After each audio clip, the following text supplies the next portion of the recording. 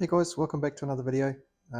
Today I'm going to do something a little bit different. I'm going to show you my collection of Sega Game Gears, the different models, colors that I have, and the ones that are readily available and the ones that aren't. As you know, the Sega Game Gear is produced from about 1990 to about 1997, so it had a 7-year period. They were quite not quite as popular as the Nintendos. I think the main reason being they're a bit bigger. They use 6AA batteries. They used to chew through the batteries pretty fast too. But what I'll do is I'll go through the different ones I got and tell you a little bit about them, and we'll go from there. So the first one here is just your run-of-the-mill black Sega Game Gear. These were produced over the whole period, over the whole 7 years. They did bring out a 2-chip version, the 2 ASIC version, which was the early ones, and then the 1 ASIC version were the later ones. This one here has the TV tuner built in, well, the little TV tuner that goes in the top, and what you can do is you can actually just pop that up and you can actually tune TV in on it, which is quite different. Doesn't work now, of course, because of the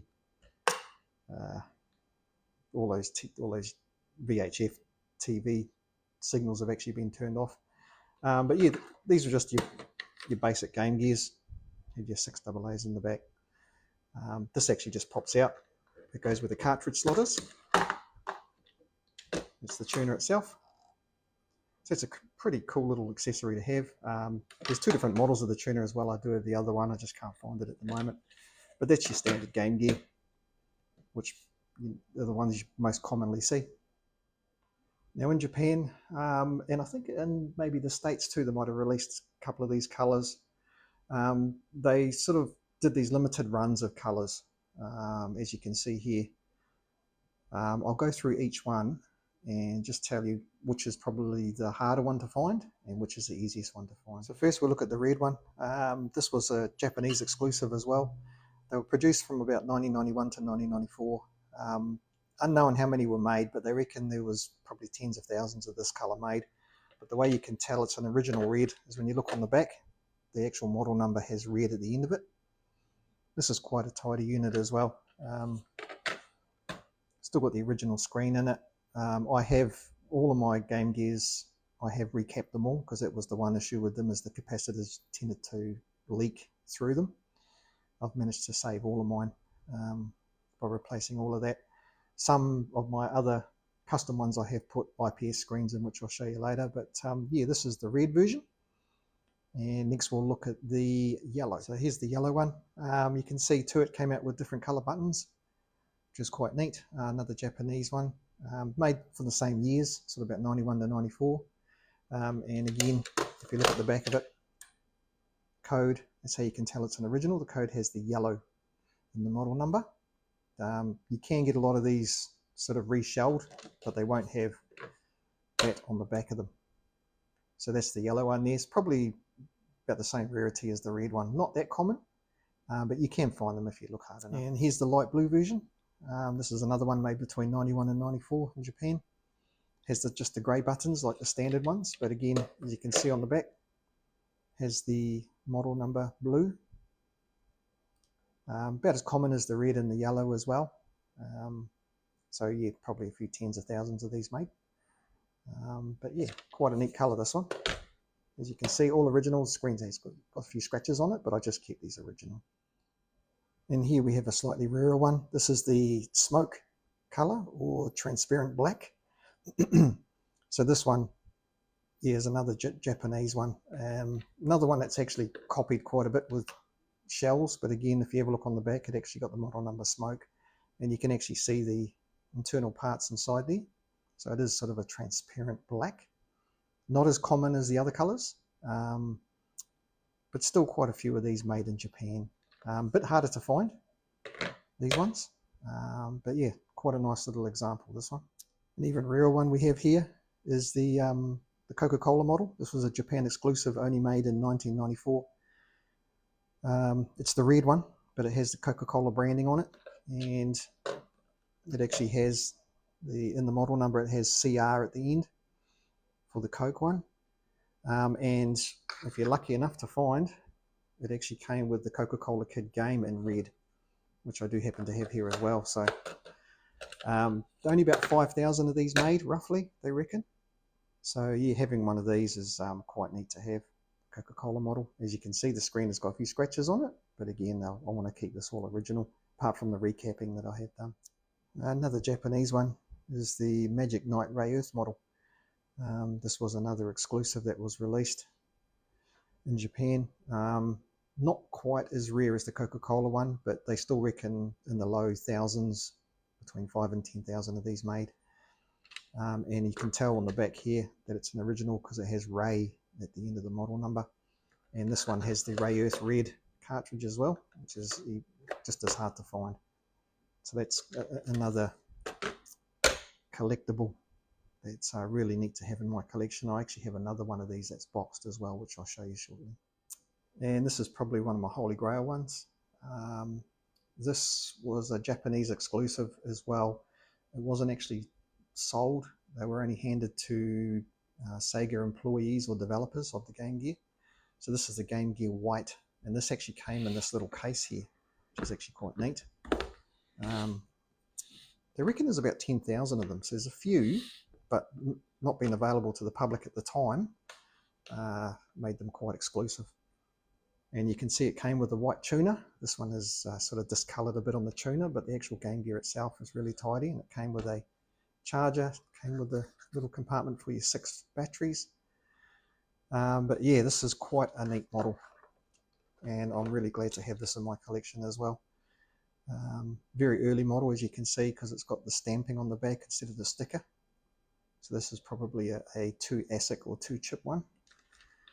I haven't actually had this one going as yet. I do need to probably recap it, which I'll do eventually. But yeah, it comes in this little carry case, which is really, really neat. And I'm really happy to have this in my collection because very hard to find, and when you do find them, they're not cheap. So yeah, this is quite a cool one. And I'll quickly go through some of my custom ones. These are just ones that I've just made up myself with just aftermarket shells. So here's like a smoke colored one, which is quite neat. I did that before I actually got the original smoke. That's just got a custom shell, but all the original insides. Here's a sort of a dark blue custom shell, which is quite neat again. And this one has the IPS screen. So you can see that when you turn it on, screen very, very clear, very sharp compared to the original, which is quite cool. And I do also have another Coca-Cola one, which I've done a IPS screen on there. So that one was just had it, so it's got a nice IPS screen. I've done another white one here, which has just got an original insides, but it's an aftermarket shell. And you can see this has the dual speakers as well, which is another aftermarket thing you can do, where you can get the audio board that has the dual speaker output, which is quite neat. And this one here is just a clear aftermarket shell that I've done, and I've actually used an SYF aftermarket motherboard and put the single ASIC chip on that, so the motherboard itself is all white.